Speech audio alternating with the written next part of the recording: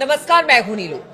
तो इजराइल और हमास के बीच जंग रोज ब रोज अब तेज होती चली जा रही है। अगर कल की बात की जाए तो कल एक बार फिर से इजराइल ने गजा में घुसकर हमले किए। वहीं अगर हमास की बात की जाए, उसका कहना है कि जो टैंक अंदर दाखिल हुए हैं वो हम अब बाहर निकलने नहीं देंगे। यानी अब वहां पर जो हमास है वो भी हमले की तैयारी में है। इसको लेकर वहां पर क्या स्थिति बनी हुई है, इजराइल क्या सोच रहा है, बातचीत करने के लिए मयंक मेरे साथ जुड़ गए हैं।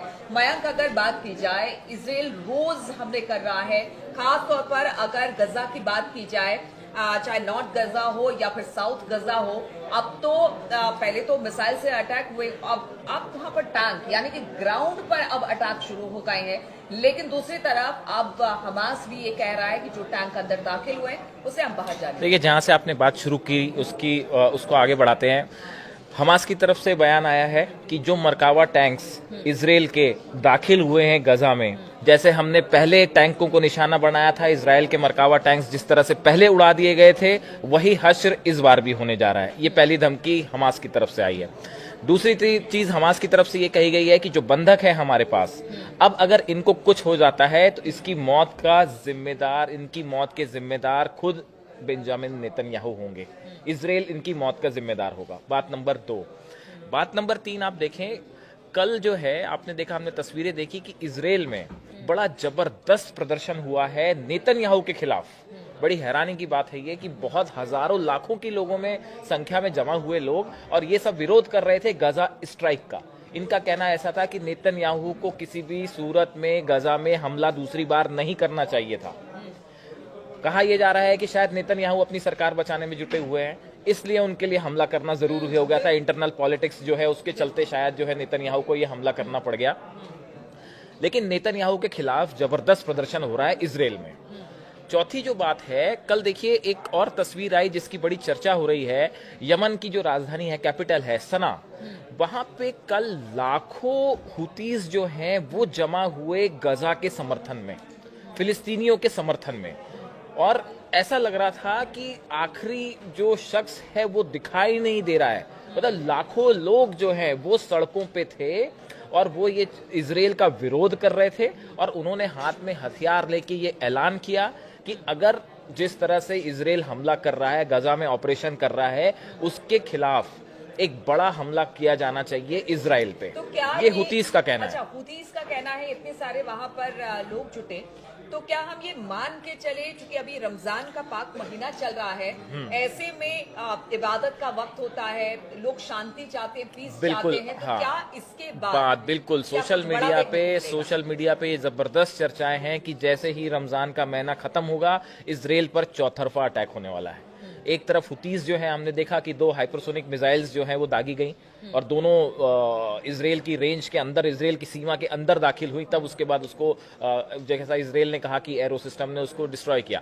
लेकिन ऐसा बताया जा रहा है, ऐसा मानना है कि कुछ एक्सपर्ट्स का भी मानना है कि जैसे ये रमजान खत्म होगा, महीना ईद जैसे ही होएगी, उसके बाद एक बार फिर जो है इजराइल को बड़ा जवाब मिलने वाला है इस गजा के हमले का। अब वो किस रूप में होगा? ड्रोन अटैक्स हो सकते हैं, हमास की तरफ से हमले हो सकते हैं, हुतीस की तरफ से हमले हो सकते हैं, और ईरान का क्या भूमिका होगी इस पे भी नजर रखनी होगी। लेकिन देखिए, ये जो ग्राउंड ऑपरेशन की आपने बात की, देखिए एक बार फिर से जो है हमास के खिलाफ जो ये ऑपरेशन है, गजा में जो ऑपरेशन है, इसमें 2 मुख्य एम है इजराइल के।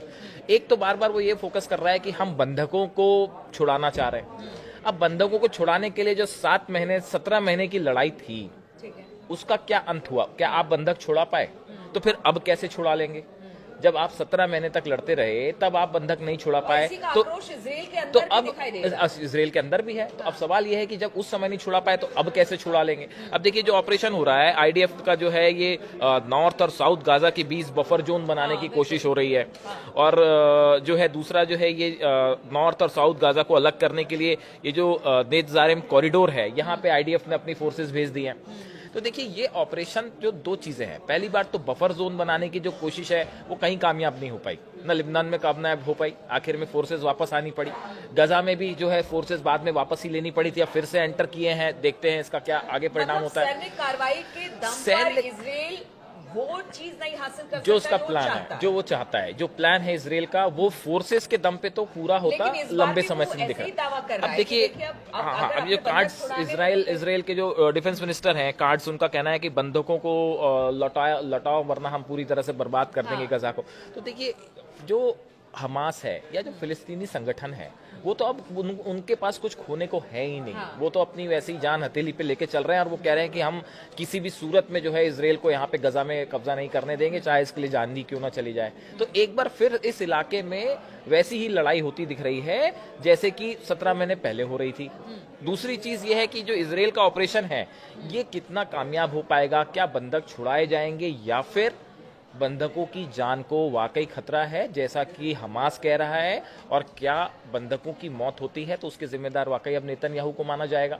तो ये बड़ी सारी चीजें हैं। और दूसरा देखिए, अब इस पूरे मैटर में आगे ट्रंप की क्या भूमिका होती है, क्या फिर से एक प्रकार से पीस टॉक्स का प्रेशर बनाने की कोशिश है, या पीस टॉक्स अब खत्म ही हो चुके हैं। ये कई ऐसे सवाल है जिनका जवाब मिलेगा कुछ दिनों में। लेकिन फिलहाल तो ये है कि जो इसराइल का ऑपरेशन है, इस ऑपरेशन का परिणाम एक सामने बड़ा भीषण युद्ध होता फिर से दिखाई दे रहा है। मतलब अगर एक सवाल का जवाब और दीजिए, चूंकि नेतन्याहू की बात की जाए, पॉलिटिकल प्रेशर अपने ही घर के अंदर यानी बहुत ज्यादा है नेतन्याहू पर, लेकिन दूसरी तरफ बंधक भी है, उनको भी छुड़ाना है। तो क्या अपने पॉलिटिकल करियर को ऊपर रखकर उन्होंने बंधकों की जान दांव पे लगा दी है? हाँ, जान दांव पे लगा दी। ऐसी चर्चाएं हैं सोशल मीडिया पे भी। ऐसा ही हमास भी यही कह रहा है कि भाई जब बंधक थे, जब पीस प्रोसेस आगे चल रही थी, सेकंड राउंड की बात करनी थी, बंधक छोड़ने शुरू हो गए थे, तो फिर ऐसे में स्ट्राइक करने का क्या मतलब था? अपनी शर्तें हैं इसराइल की, उन शर्तों के मुताबिक वो सीज फायर चाहते थे। अगर बंधकों को छुड़ाना ही प्रायोरिटी होती तो शायद कुछ अपने को लूज करते, थोड़ा सा शर्तों पे थोड़ी नरमी बरतते, तो बंधक रिहा हो गए होते।